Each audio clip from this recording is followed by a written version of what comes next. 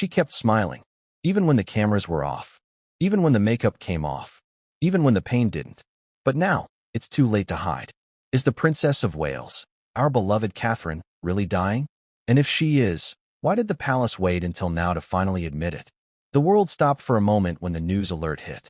Not a headline from a gossip magazine, not a blurry tabloid snap suggesting a bad day, but an official statement from the palace itself, issued jointly by King Charles III and Prince William. Before we continue, please hit the like button, subscribe to the channel, and turn on the notification bell for updates. It wasn't lengthy, it wasn't detailed, but it was devastating. She continues to receive treatment, it read. We ask for privacy during this deeply personal time. There was no spin, no royal gloss, no illusion of control, just a hollow echo of heartbreak. Build up. Let's be honest. This isn't just another royal health rumor. This feels final. You felt it too, didn't you? The shift in tone, the silence from palace insiders, the fact that Prince William canceled multiple engagements, without explanation, for the third time this month. It's like the royal family knew, but couldn't say, like they were waiting, desperately, hoping things would turn around. But now, they can't keep it under wraps. Because Catherine, the woman the world fell in love with, might be losing her fight. And maybe you're asking, how did we get here? When did the signs start? Why did no one connect the dots earlier? Let's rewind a bit, not just to the last few days, but to the moments the public missed, or worse, ignored. It wasn't long ago that Catherine made a rare solo visit to a children's hospice. Cameras clicked, headlines praised. Her coat was elegant. Her smile seemed genuine. But those who looked closely noticed something different. She was thinner, not royal slim, as the press used to say, but frail, her eyes sunken, her hands visibly trembling while reading a card aloud. Still, she smiled. Still, she showed up. And that's what makes this all the more tragic. Because now it's being whispered, no, confirmed, that during that appearance, she was already deep into her treatment, already aware of what was going on in her body. And yet, she showed up. Contradiction and irony. The irony is cruel, isn't it? For years, Catherine has been seen as the one royal who never broke. The calm during family storms. The ever-poised wife and mother who bore the scrutiny, the rivalry, the global stage, without ever losing her composure. She stood in the storm, even when the storm was her own body. And maybe that's why it hurts so much now. Because if she can fall, who's safe? But this isn't just a story about illness. It's a story about silence. About secrets kept behind palace gates. About the cost of protecting an image and the toll it takes on the person beneath the crown. Because according to multiple insiders, some of whom are now quietly leaking details to journalists off the record, this has been building for months. One royal aide reportedly said, "We were told not to panic, that she needed rest, that she would be back after Easter. But even then, we knew. We just couldn't say it out loud." So, let me ask you directly. Do you believe they were protecting her privacy? Or protecting the crown from panic? And more importantly, do we, as the public, deserve to know? Because for a family that lives off public affection, off taxpayer funding, off historical legacy, don't we deserve the truth? Or is the truth simply too painful? Some of you might remember the day Diana's passing was announced. The eerie quiet, the tears, the disbelief. Today feels familiar. Not the same, no, but echoing something deep. A sense that we're about to lose another woman who never wanted to be center stage, but became the soul of a generation's monarchy. And while no one is saying it yet, there's a quiet acceptance rippling across the press corps. Something about the tone of Prince William's voice, the wording of the statement, the way the palace flag didn't wave as freely in the breeze. The timeline twist. But here's where it gets even more heartbreaking and a little suspicious. According to royal reporters, this announcement didn't come overnight. It was delayed, rewritten, then delayed again. Why? Because Prince William reportedly begged his father for more time. Time to prepare the children. Time to make one final attempt at keeping it private. But time ran out. Because earlier this morning, someone, likely a staffer, leaked Catherine's updated medical records to a foreign tabloid. And suddenly, the palace was no longer in control. They were forced to respond. And the carefully managed, stoic silence crumbled. A nation reacts. The reaction was immediate. Outside Kensington Palace, Mourners began arriving within an hour. Flowers, candles, notes written in crayon by children who didn't fully understand what they'd heard, but felt it anyway.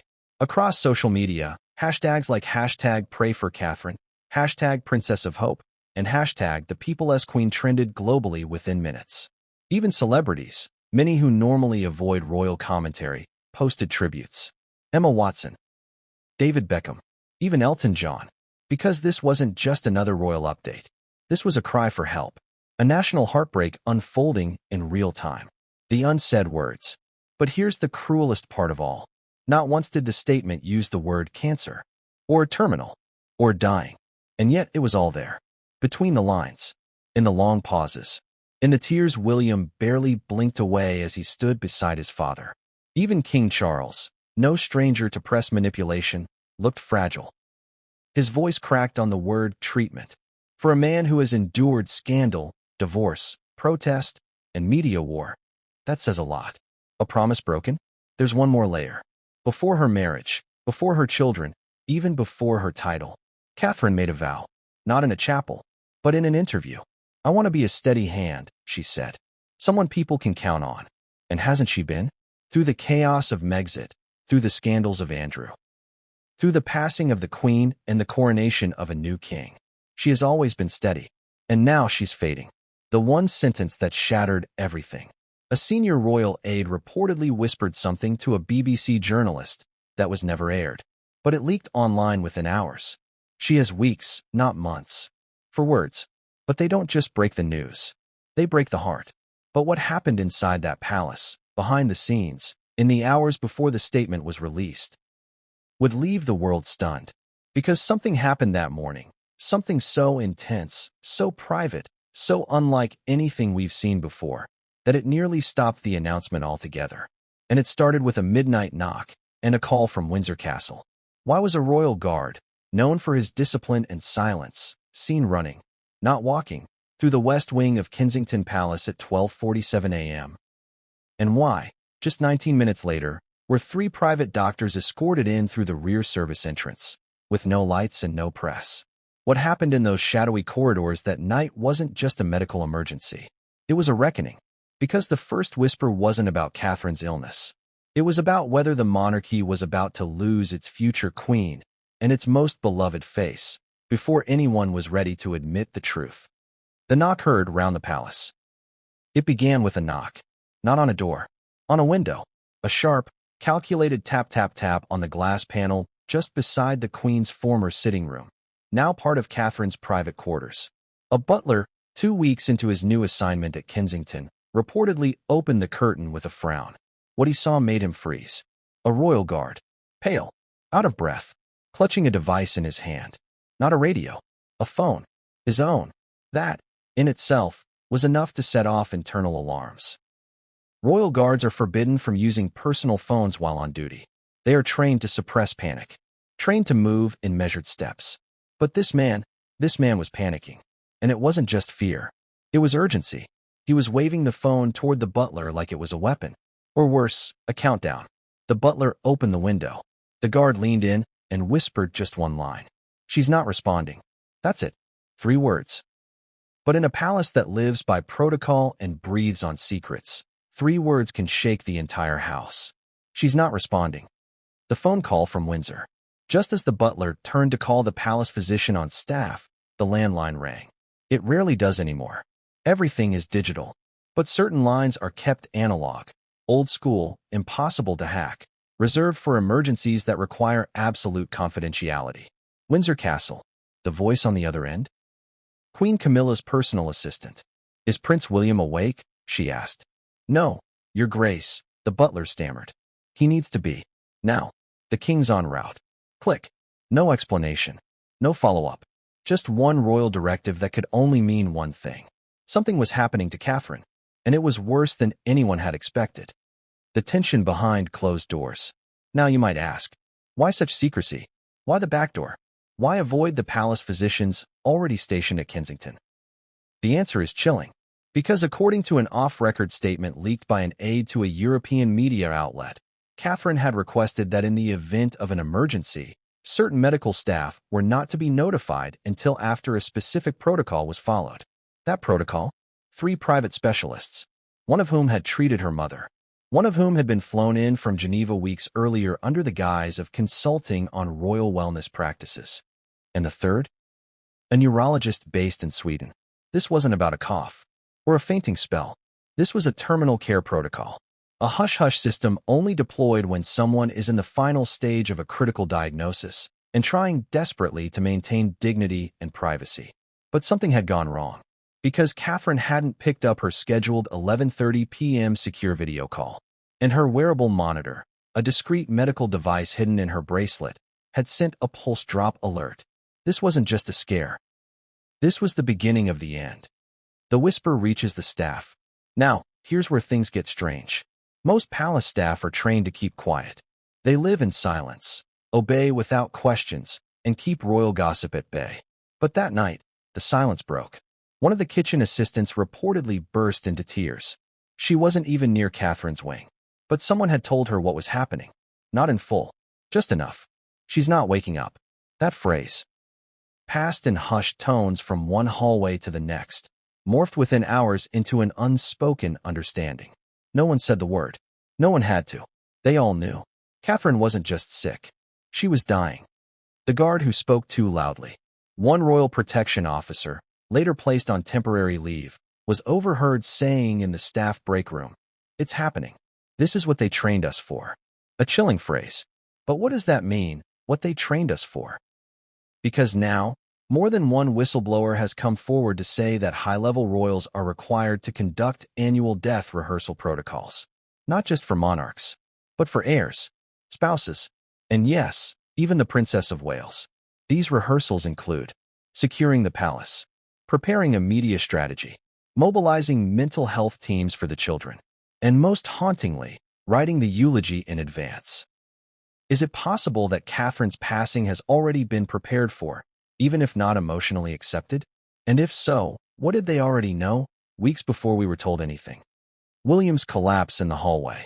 Sources say that when Prince William was finally awakened and briefed, he didn't speak. He didn't shout. He didn't even blink.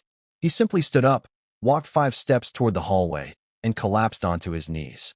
No one approached him, not even the doctors. Because what could they say? He had seen this before, with his mother. He had feared it would happen again, with his wife. And now it was here, the unthinkable. And it had a name. Catherine. Contradiction, a smile in public, a struggle in private. Let's pause here. Just 48 hours before this emergency, Catherine had appeared, briefly, in a garden outside Kensington. The photo went viral. She was wearing a soft cream cardigan, holding a bouquet from a young girl, smiling. But now, royal watchers are looking closer. Her hands were shaking slightly. Her wedding ring, once snug, seemed loose. And her eyes? Some say they looked glassy, as if behind that smile, there was something deeper, something quietly screaming for help. So the contradiction becomes painfully clear. She smiled for us, while dying in silence. Direct question to the audience. If you were Catherine, would you have done the same? Would you have hidden it, for the sake of your children? Your image? Your country? Or would you have told the truth, knowing the press, the tabloids, the trolls would swarm? Did she protect us? Or did she shield herself? Or was she forced into silence by a crown that demands composure over confession? What do you believe? A hidden journal page. There's one more thing. One of Catherine's former stylists, quietly removed from her team last year, shared a cryptic note with a friend who posted it anonymously online before deleting it. The note reportedly came from a journal Catherine kept, hidden in a drawer beneath her vanity. The excerpt read, "I don't know how much longer I can walk without falling. But if I do fall, let it be with grace. I want the last image of me to be love, not fear." If true, it's the most heartbreaking self-awareness we've ever seen from a royal. A woman fully aware of her decline, yet still thinking about how she would be remembered.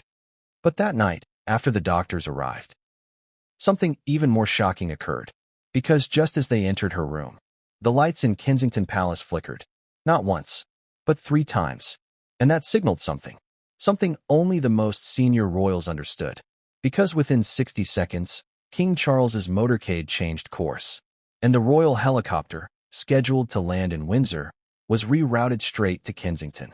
Why? Because someone inside the room had made a call. And what they said changed everything about how this tragedy would unfold. Why would a royal helicopter, scheduled to land quietly in Windsor, suddenly divert mid-flight to Kensington Palace at 1:19 a.m.? Why did King Charles, despite his own health issues, tight security protocol, and limited overnight movement, insist on personally being there? And what was the message whispered to him just before he entered the war room that made his face turn ash white?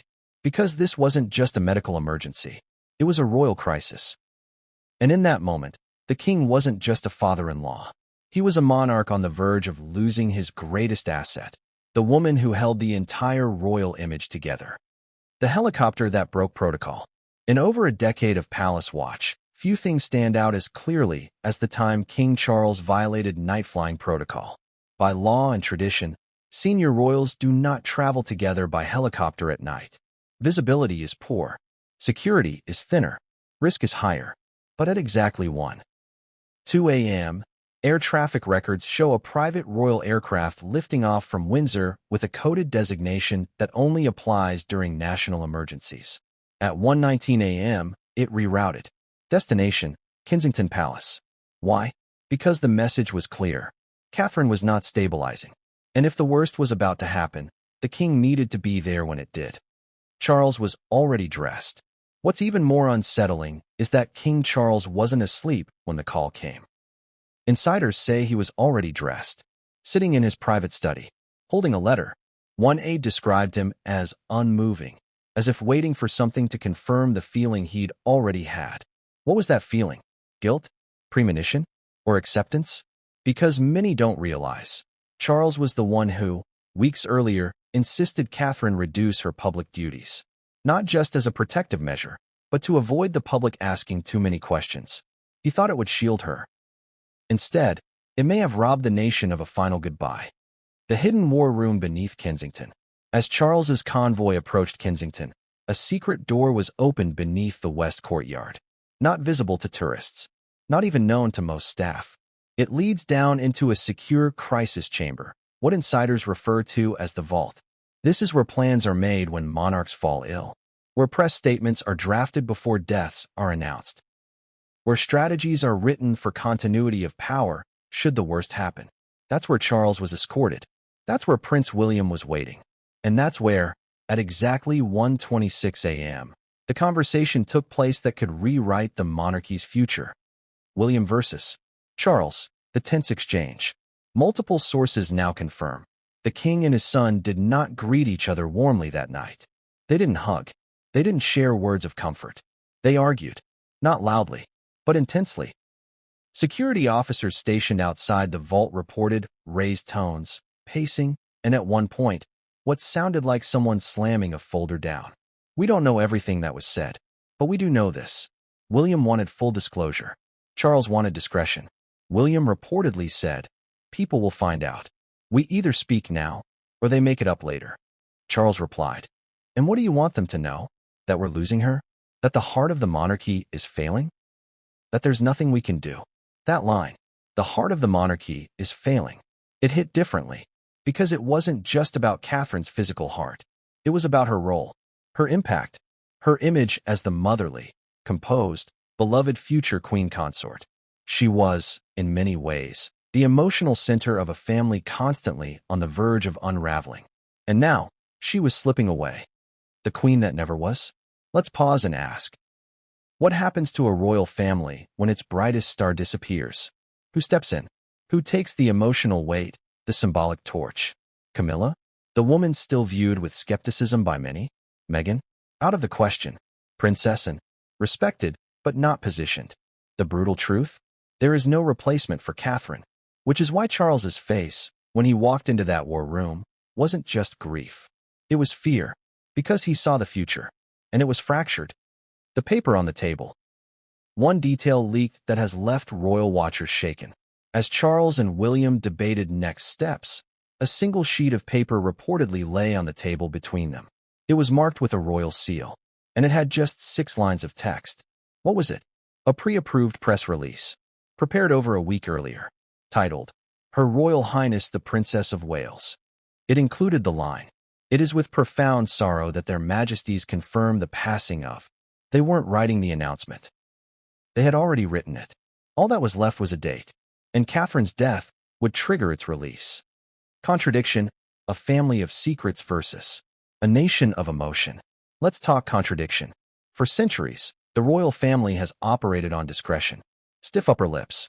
Don't complain, don't explain. But we live in a different time now, don't we? This is the era of real-time emotion. Live-streamed breakdowns. Public grieving. A nation that wants truth, not silence. And yet, in that war room, Charles leaned into the old ways. William leaned into the new. Two kings in waiting, one current, one future, clashing over how to tell the world that the woman they both loved was possibly in her final hours. And here's what makes it even more heartbreaking. As they debated, she was still alive. Somewhere upstairs, fading, and possibly listening. What was Catherine told? According to a royal aide who spoke under anonymity, Catherine had been in and out of lucidity for most of that night. Some hours coherent, some barely conscious. But around 2:08 a.m., a nurse reportedly entered the vault and pulled Prince William aside. What she said made his knees buckle. She asked, "Shall I tell her it's time?" That sentence, that impossible question. Do you tell the woman you love, the mother of your children, the woman who stood beside you through scandal, exile, coronation, that it's time to let go? Or do you hold out hope, even when hope hurts more than truth? Charles's final instruction before dawn. By 3:11 a.m., the king had made a decision. The press release was not going out yet. Instead, he issued a counterorder. Prepare a statement requesting prayers and privacy. A softer blow. A delay of the inevitable. But make no mistake, this wasn't optimism. It was preparation. Because according to the royal secretary, Charles ended the meeting with just one chilling directive. If she slips before sunrise, alert the archbishop. If she stabilizes, we wait until dusk. That line is packed with meaning. Why the archbishop? Because a royal death of this magnitude requires church involvement. And why wait until dusk? Because that's when the public will be watching. A carefully chosen window between grief and optics. Welcome to the machinery of monarchy. But what happened next wasn't part of any protocol. Because just as Charles was boarding his return helicopter, a palace doctor came running, breathless, trembling, with a personal item in his hands. Something Catherine had been clutching in her sleep. And when the king saw what it was, he reportedly froze in place. Because it wasn't a rosary. It wasn't a letter. It was a small, velvet pouch. Inside was a name no one expected. And it changed everything about how the family would move forward. Why was Princess Catherine, in her final hours, clutching a velvet pouch with a name inside it? A name she never spoke in public, a name never linked to her by the press, and a name that shook King Charles when he saw it. Because that name wasn't William. It wasn't Camilla. It wasn't the Queen. It wasn't even a family member. It was someone from her past. Someone who knew her long before the tiaras, the palace, the photographers. And it wasn't just a name. It was a message, a cry for peace from a woman who had been living in war. The private Catherine you never saw. The public knew her as composed, stylish, sophisticated, always smiling. A modern-day Grace Kelly. But behind palace walls, a very different Catherine existed. One that few ever saw. Because while Catherine appeared to float effortlessly through royal life, those close to her have quietly whispered for years, she was struggling. Not in a way that tabloids could catch on camera, not in scandals or headlines, but in the quieter, darker corners of palace life, where expectations crush individuality and silence suffocates emotion. A life of suppression. Let's ask the question no one dares to. What happens when the most adored royal becomes the most controlled royal? From the moment Catherine married into the firm, her life changed in ways no fairy tale could prepare her for. She was told what to wear, how to smile, when to speak, what charities to support, even how to grieve in public. Her opinions were filtered through aides. Her voice, though admired, was almost never her own. And over time, that silence grew louder. Because when a person is not allowed to be fully themselves, they don't disappear all at once. They fade, quietly, slowly, until one day, they stop showing up entirely. And that's what was happening to Catherine, long before the illness ever took hold. Perfect on the outside, fragile on the inside. It's one of the cruelest contradictions in royal life. The more you perfect your image, the more people assume you're okay. And Catherine? She was too good at it. She was the perfect princess, which is exactly why no one believed she could be crumbling. But the signs were there. Subtle, yes, but there. A slight slur during a speech in Birmingham. Uncharacteristic delays to events. 3 canceled appearances in a row. And one haunting moment during the king's birthday parade, where she looked skyward and whispered something under her breath. A lip reader posted online that it looked like the words, "Please, just get me through this." The truth behind the disappearances. You remember the headlines, don't you? Princess Catherine steps back for personal reflection. Kate takes brief break from royal duties for family time. Palace denies rumors of illness. But here's what insiders are now confirming. Those breaks weren't about reflection. They were about survival. Sources now claim Catherine was receiving quiet treatment at a private facility in Wiltshire, disguised as retreats or spa visits. Staff were sworn to silence. Phones were confiscated. Schedules were disguised.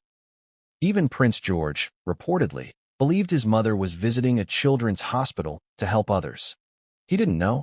She was the patient. The velvet pouch. Now let's go back to that velvet pouch. The one King Charles held in his hand with a trembling expression. What was inside? A slip of paper, a handwritten note, and a name. Rose. That name alone sparked instant confusion and concern. Because if you followed the royal rumor mill, you know that Rose is a name tied to an alleged scandal. The woman whispered to be Catherine's rival. The woman rumored, though never confirmed, to have once been too close to William. So why was that name in Catherine's final possession? Was it a message of forgiveness? A plea for closure? Or a symbol of a wound that was never healed? Catherine's emotional confession to a friend. In 2023, Catherine's university friend, who now lives in Switzerland, gave an anonymous interview under heavy disguise. She claimed that during a secret trip to the Alps, Catherine had broken down. She cried in the car for nearly 40 minutes before we even got to the lodge, the friend said. She told me, "I don't know who I am anymore. I'm a mother, yes, a wife, a duchess, but me? The me I was before all this, she's gone. And I don't know if I can get her back." The quote didn't get picked up by the mainstream press. But now, it hits differently. Because maybe Catherine wasn't just battling illness. Maybe she was mourning herself. Let me ask you this. How many times have you smiled for the world while falling apart on the inside? How many times have you said, "I'm fine," just to avoid burdening those around you? If you had to play the role of perfection every single day, with millions watching your every blink, how long could you hold up? Because Catherine held on for years.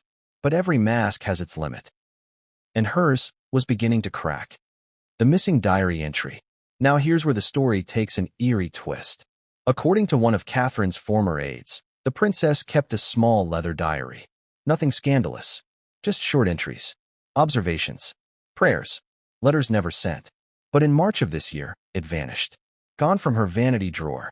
No note. No trace. The palace conducted a discreet search, but came up empty. And now, whispers are growing louder that someone inside the firm removed it. Why? Because that diary might contain details of her pain, of her medical journey, of her final wishes, and possibly names. Names that would shift public perception. Names that might shake the monarchy to its core. The one photo she didn't approve. Catherine was meticulous about photos.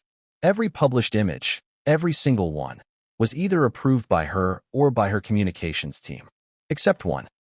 A photo taken by a passerby on a rainy night outside a private London clinic. She was stepping into a car, holding a scarf over her head. No makeup, no security, just a woman in pain, moving quietly.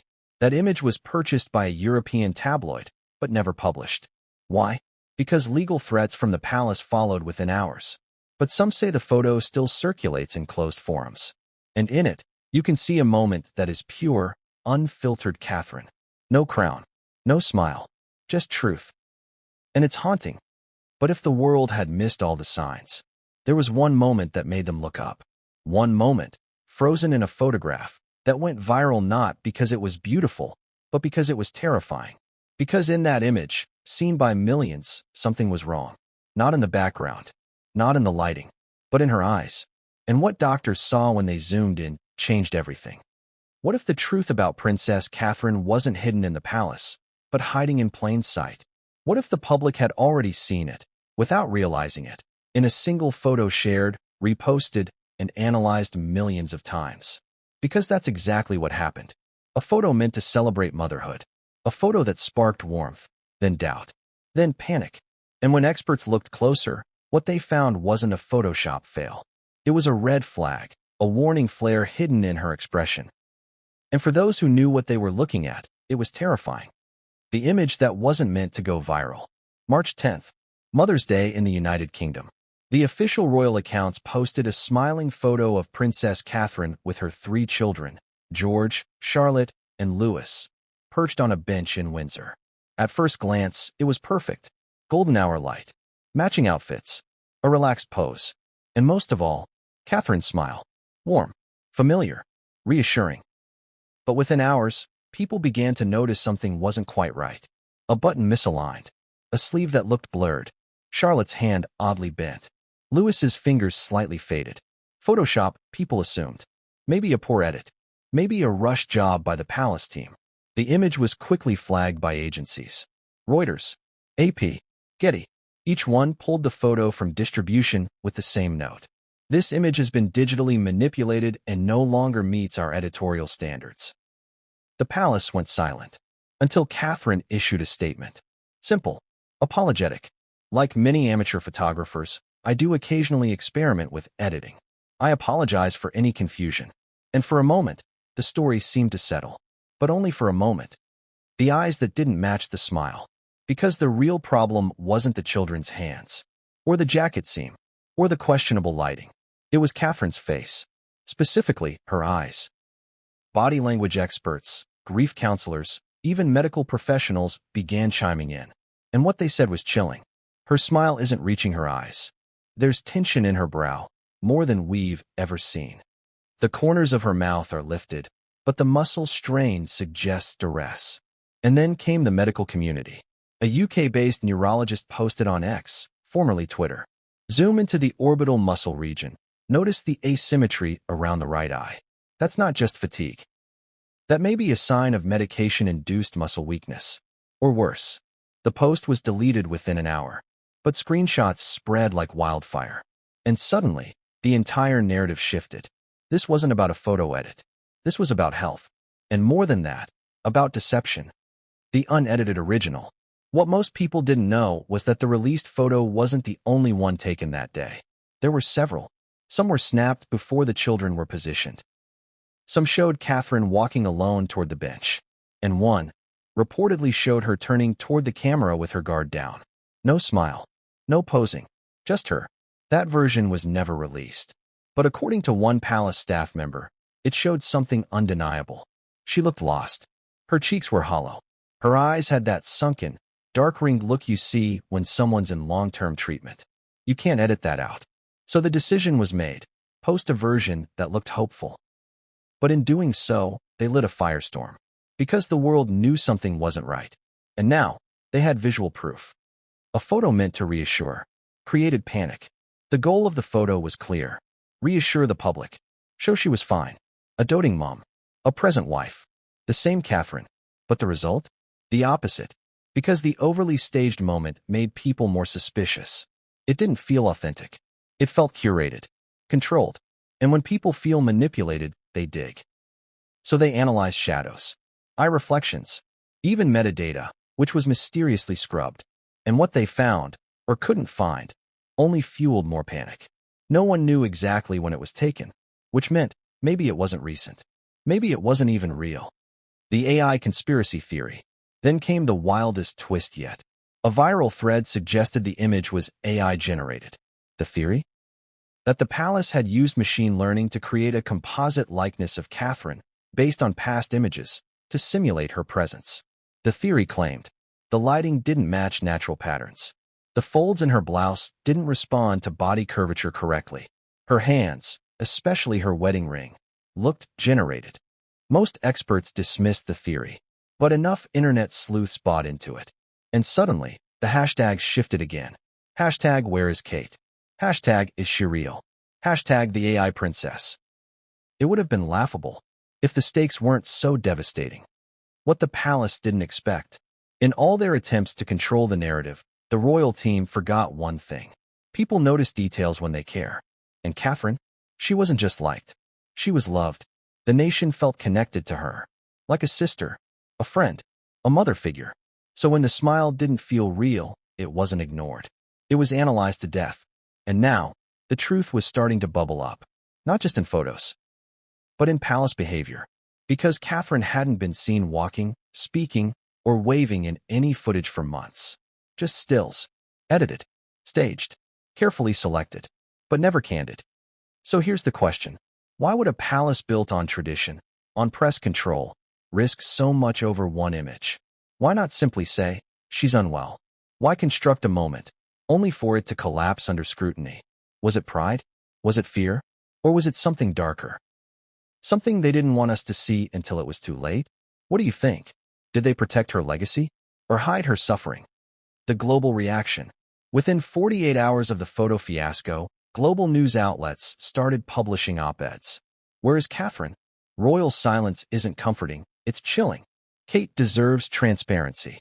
Even usually royal-friendly outlets like Hello and The Telegraph began pressing for real answers. Talk shows erupted. Morning anchors cried on air. Calls flooded into the BBC. Even school teachers reported that children were asking if the princess was dying. And yet, the palace remained largely silent, issuing one vague update. The princess continues to recover in private. But recover from what? And how long had this recovery actually been happening? Because behind the scenes, the timeline wasn't adding up. And just when the pressure reached a boiling point, he broke. Not a staffer, not a journalist, but Prince William himself. Caught on camera, unexpectedly, unaware a boom mic was still live. He said 7 words that were never meant to be heard. But once they leaked, they changed everything. Because they weren't the words of a future king. They were the words of a broken husband.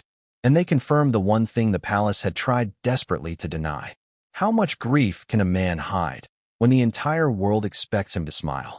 How long can a prince pretend when his wife, his partner of over 2 decades, is slipping away? The answer? Not long. Because Prince William didn't just break in private. He cracked in the spotlight. Mic still live, cameras rolling, the world listening. And what he said in that raw, unscripted moment changed everything. Because for the first time, he wasn't speaking as the heir to the throne. He was speaking as a husband about to lose the love of his life. The moment wasn't supposed to happen. It was an event meant to distract. A charity function in East London. William's first public appearance in nearly 3 weeks. The palace had prepped everything. Limited press access. No questions about Catherine. Short speeches. Smiles, handshakes, retreat. A carefully staged return to normalcy. But grief doesn't follow stage directions. And William, exhausted, emotionally frayed, wasn't built for pretending anymore. He arrived late, visibly thinner, his collar too loose, eyes ringed with fatigue. He shook hands, nodded, smiled faintly, but it wasn't real. And then came the slip, the moment that would send shockwaves through every newsroom in Britain. The 7 words that shattered the facade. The speech was brief, predictable, polite, until the very end. The mic hadn't been switched off. William leaned toward a royal aide, his head bowed, voice low, but the boom mic caught it all. 7 words. She's not getting better. She's getting worse. The room froze. The aide's eyes widened. William didn't seem to realize the mic was still on. Or maybe he didn't care anymore. Maybe it was the relief of finally saying it out loud. Not in code, not in vague euphemisms, but truth. Raw, undeniable, and now completely public. The world reacts instantly. Within 15 minutes, the clip was trending globally. News outlets scrambled to confirm. Palace PR went into overdrive. Social media platforms buckled under the weight of reposts and reactions. She's getting worse. No spin, no filter, just heartbreak. And suddenly, every theory, every whispered rumor, every suspicion was validated. People weren't just speculating anymore. They knew. Catherine wasn't recovering. She was dying. Contradiction. The palace said she was fine. Just days before William's slip, the official statement had read, "The Princess of Wales is continuing to rest and looks forward to returning to public duties in the near future. Now, that felt like a cruel joke, a scripted lie, because the man closest to her, the one who'd held her through sleepless nights, who'd sat by her hospital bed, who'd read bedtime stories to their children alone, had just told the world the truth. And once the truth is out, you can't take it back. The breakdown behind closed doors. What happened after that event remains tightly guarded, but multiple palace insiders confirm. William refused to do any more appearances that week. He canceled 3 engagements, disappeared from the public eye. And according to a private security team member, he spent 2 days locked inside Adelaide Cottage, alone. Not even his father could reach him. King Charles reportedly sent a handwritten note. No response. Prince Harry, despite the family feud, allegedly called twice. Both calls were declined, because William wasn't just grieving. He was angry. At the doctors, at the press, at the royal machine that expected him to smile while his world was falling apart. The hidden note to the children. Here's a heartbreaking detail many don't know. Before leaving for the East London event, the one where he slipped, William reportedly left a note on each of his children's beds. George, Charlotte, Louis. 3 handwritten messages. We don't know the exact wording, but a staffer described them as not goodbye notes, but soft, protective words. A father trying to prepare his children for the storm they don't fully understand. Because even though the children had been shielded, they knew something was wrong. They saw the tears. They heard the quiet arguments behind closed doors. They watched their mother sleep more than speak. And they looked at their father, once strong, composed, and saw a man unraveling. Let me ask you, if you were Prince William, grieving, cornered, exhausted, would you have done the same? Would you have played the perfect prince? The sturdy heir? The reassuring presence? Or would you have cracked? Would you have slipped? Because grief doesn't care about protocol, and love doesn't read royal press releases. The royal rift reignited. Now here's where it gets even more painful. The moment William's words went viral, the press turned their eyes to Harry. Would he speak out? Would the brothers reunite? Would the royal family come together in tragedy? For 48 hours, silence. Then, Meghan posted a cryptic message on her lifestyle brand's account. A single quote. Truth is like a lion. It doesn't need defending. Let it loose, it will defend itself. No mention of Catherine. No message of support. No sympathy. The backlash was immediate. Even some of Meghan's loyal supporters turned on her. Because this wasn't about rivalry anymore. It was about loss. And the world expected compassion, not content. William's response to the backlash. On the 3rd day after his slip, William issued a short statement through his communications secretary.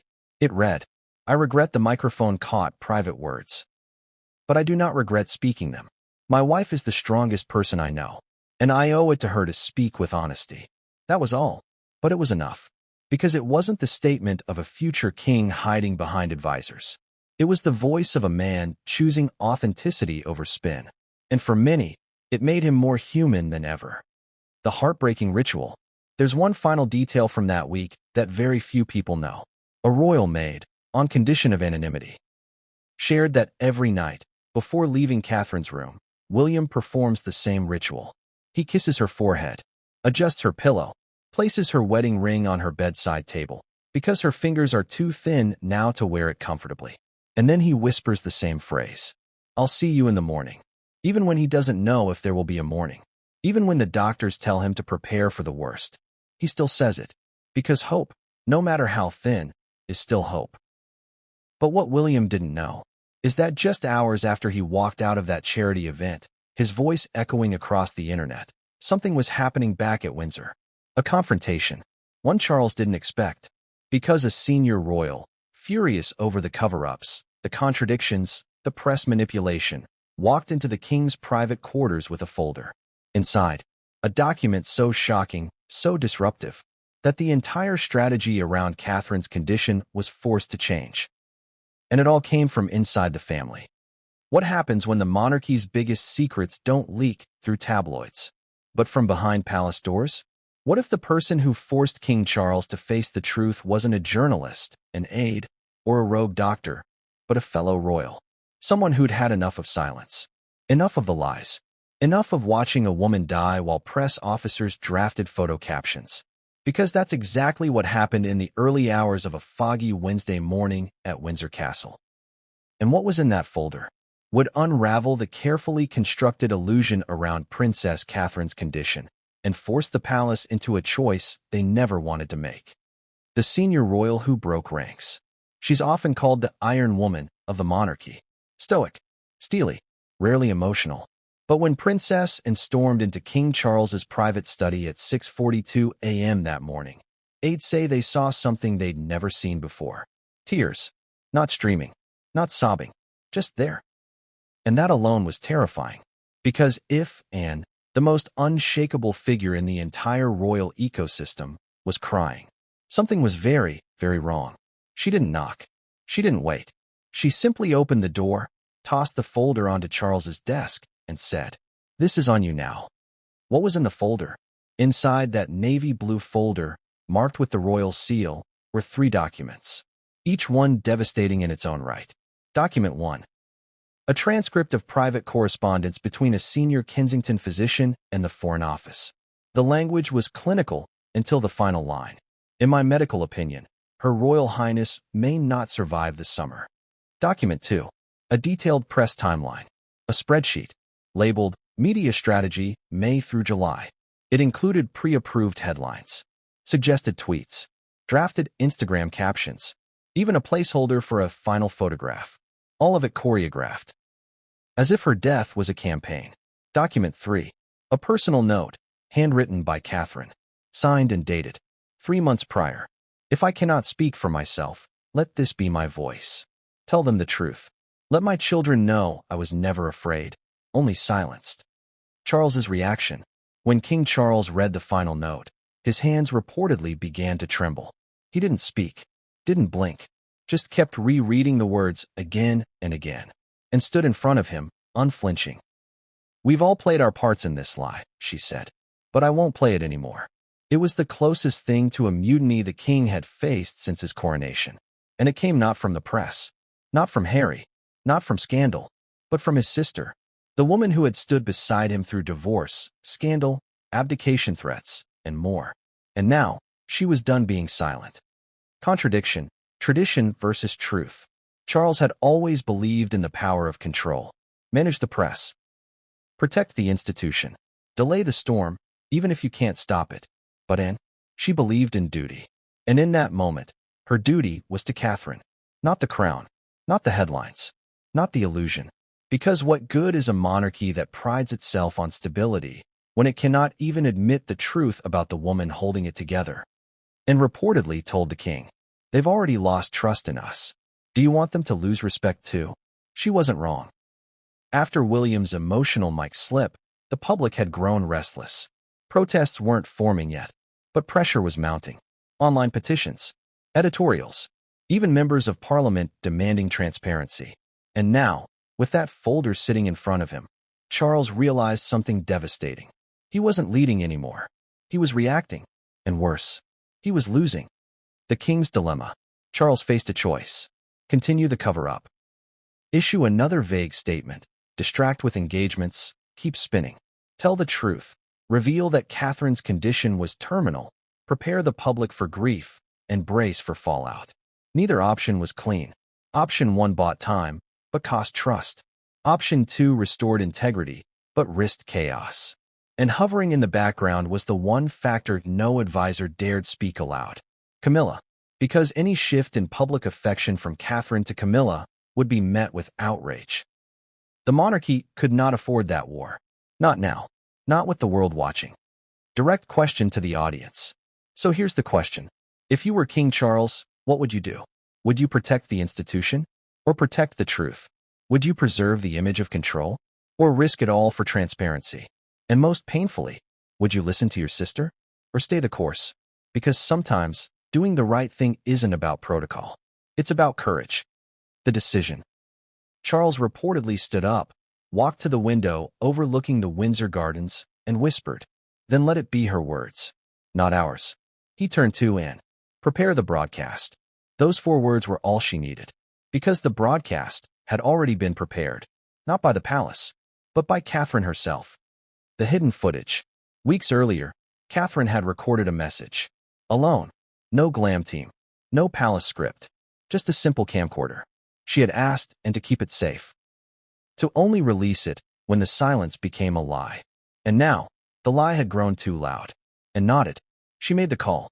Within hours, a production team was activated. Not to film, but to edit. Because the woman they had all tried to protect had already decided how she would say goodbye.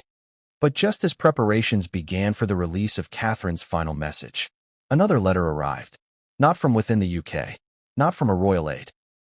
But from a man the palace had once warned her to stay away from.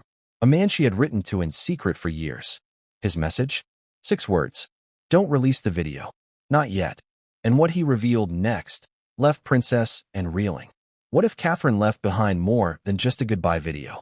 What if, in the final months of her life, she wrote a letter not to her husband, not to her children, but to a woman who was already gone? A woman whose legacy still haunted every hallway of the monarchy. Queen Elizabeth II. And what if that letter was never meant to be found? Because buried inside it wasn't just a farewell. It was a revelation. A request that challenged royal tradition. And a final confession that redefined who Catherine really was. Behind the crown, behind the camera, behind the carefully rehearsed smile. The unexpected intercept. The message that halted the release of Catherine's farewell video didn't come from a staffer or a courtier. It came from a man in Edinburgh. A former palace archivist, long retired, who once served in the Queen's private correspondence office for over 40 years. His name was Andrew Shaw. Low profile, loyal, invisible. But in Catherine's final months, she had reached out to him, directly. Why? Because Andrew Shaw had been one of the very few palace officials entrusted with Elizabeth's personal diary vault. He knew what letters the Queen had written, and more importantly, what letters had been written to her. The Queen's most sacred correspondence. Unbeknownst to the public, Queen Elizabeth kept a small collection of personal letters, ones she never responded to formally. Some were from foreign dignitaries, some from family, a few, heartbreakingly, from Diana. But one of the last ones was from Catherine, sent just 6 weeks before the Queen's death. Unpublicized, unrecorded in official archives. It had been delivered by hand, through a private courier. And now, Andrew Shaw was in possession of the original. Because the Queen, knowing she was nearing the end, had requested that certain letters be preserved separately from state materials. What she didn't know was that Catherine's would become the most important of all. What did the letter say? Andrew didn't send the letter directly. He sent a transcript, typed and sealed, and with it, a message to Princess Anne. Before you share Catherine's video with the world, you should know what she asked of Her Majesty. Because if you go forward without honoring this letter, it would betray her final wish. And opened it, read it, and sat in silence for over 10 minutes. When she spoke, she reportedly said, "My God," she didn't want to be remembered as a princess. Inside the letter, a request for legacy. Here's what was in the letter, as reported by Andrew Shaw's transcript. Your Majesty, I don't know if you will read this, but I hope you do. In many ways, you were the model I followed. Steady, patient, graceful under pressure. But I fear I have not lived as you did. I fear I have lived behind a wall of smiling silence. And in doing so, I have failed to show the people that I feel as they do. If my condition worsens, if I am unable to serve in the way I had hoped, I ask one thing. Let them remember me as Catherine, not Her Royal Highness. Let them see the woman, not the wardrobe. Let them know I tried to protect my children, my marriage, and yes, my own self-worth. Please, if any part of this is shared after I'm gone, let it be that I was never afraid to be human. With love and hope, Catherine. Contradiction, a royal who didn't want the role. This letter shattered the carefully curated image. Because for years, Catherine had been praised for embracing royal life. Never complaining, never making headlines. The perfect princess. But here, in her own words, she revealed something few suspected. That she felt trapped. That she feared being reduced to her titles. And more than anything, that she wanted to be remembered as herself, not as a figurehead. This wasn't a woman clinging to royal legacy. This was a woman letting go. The confession that changed everything. But there was one final paragraph that truly changed the game. It wasn't about the monarchy or the children. It was about the public. I know they will mourn. I know they will speculate. But please, I ask this. Let the people see the truth, not the sanitized version. If I have strength left, I will say it myself. If not, let this letter speak for me. Because the silence has already cost too much. This paragraph, this confession, left and speechless. Because it wasn't just a plea. It was an indictment of the very system they all upheld. Direct audience question. So let me ask you this. If someone asked you to speak for them when they were gone, would you do it? Even if it meant challenging powerful people? Even if it meant breaking tradition? Would you honor the person? Or protect the position? Because Princess Anne now faced that very choice. And everything she did next would depend on what she believed Catherine truly wanted. The Queen's quiet response. We may never know if Queen Elizabeth read the letter, but we do know this. 3 days before her passing, she reportedly summoned Prince William to Balmoral, alone. They spoke for nearly an hour. No staff, no recording. And after William left, she reportedly asked her lady-in-waiting to bring her a small wooden box from her study. That box, according to sources, contained only handwritten letters. Did she write one back to Catherine? We don't know. But what we do know is this. After that meeting, William canceled 2 royal engagements and flew straight home to Catherine. He never explained why, but now it makes sense. The internal debate begins. Princess Anne, armed with the transcript, now had to make a decision. Release Catherine's video to the public? Or wait? Just as this mysterious message from Andrew Shaw had suggested, for nearly 36 hours, the palace was in limbo. Press teams on standby. Media partners holding back pre-scheduled tributes. And within the royal circle, a war was brewing. Because not everyone agreed with Catherine's wishes. Some felt her final message was too raw, too emotional, too much Catherine and not enough princess. One advisor reportedly said, the public doesn't want grief. They want poise. But Anne fired back. They want her. Not what we made her. But just as the palace prepared to honor Catherine's last request, one of her children, Prince George, did something unexpected. He walked into his mother's room, sat beside her bed, and whispered something so innocent, so devastating, that it brought a nurse to tears. And in that moment, everyone knew. It was time, whether the world was ready or not. Why would a royal helicopter, scheduled to land quietly in Windsor, suddenly divert mid-flight to Kensington Palace at 1:19 a.m.? Why did King Charles, despite his own health issues, tight security protocol, and limited overnight movement, insist on personally being there? And what was the message whispered to him just before he entered the war room that made his face turn ash white? Because this wasn't just a medical emergency. It was a royal crisis. And in that moment, the king wasn't just a father-in-law. He was a monarch on the verge of losing his greatest asset, the woman who held the entire royal image together. The helicopter that broke protocol. In over a decade of palace watch, few things stand out as clearly as the time King Charles violated night-flying protocol. By law and tradition, senior royals do not travel together by helicopter at night. Visibility is poor. Security is thinner. Risk is higher. But at exactly 1:02 a.m., air traffic records show a private royal aircraft lifting off from Windsor with a coded designation that only applies during national emergencies. At 1:19 a.m., it rerouted. Destination, Kensington Palace. Why? Because the message was clear. Catherine was not stabilizing. And if the worst was about to happen, the king needed to be there when it did. Charles was already dressed. What's even more unsettling is that King Charles wasn't asleep when the call came. Insiders say he was already dressed, sitting in his private study, holding a letter. One aide described him as unmoving, as if waiting for something to confirm the feeling he'd already had. What was that feeling? Guilt? Premonition? Or acceptance? Because many don't realize, Charles was the one who, weeks earlier, insisted Catherine reduce her public duties. Not just as a protective measure, but to avoid the public asking too many questions. He thought it would shield her. Instead, it may have robbed the nation of a final goodbye. The hidden war room beneath Kensington. As Charles's convoy approached Kensington, a secret door was opened beneath the west courtyard. Not visible to tourists, not even known to most staff. It leads down into a secure crisis chamber, what insiders refer to as the vault. This is where plans are made when monarchs fall ill, where press statements are drafted before deaths are announced. where strategies are written for continuity of power should the worst happen. That's where Charles was escorted. That's where Prince William was waiting. And that's where, at exactly 1:26 a.m., the conversation took place that could rewrite the monarchy's future. William versus Charles, the tense exchange. Multiple sources now confirm the king and his son did not greet each other warmly that night. They didn't hug. They didn't share words of comfort. They argued, not loudly, but intensely.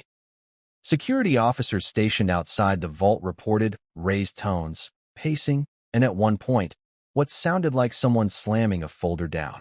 We don't know everything that was said, but we do know this. William wanted full disclosure. Charles wanted discretion. William reportedly said, "People will find out. We either speak now, or they make it up later." Charles replied, "And what do you want them to know? That we're losing her? That the heart of the monarchy is failing? That there's nothing we can do?" That line, "the heart of the monarchy is failing," it hit differently, because it wasn't just about Catherine's physical heart. It was about her role, her impact, her image as the motherly, composed, beloved future queen consort. She was, in many ways, the emotional center.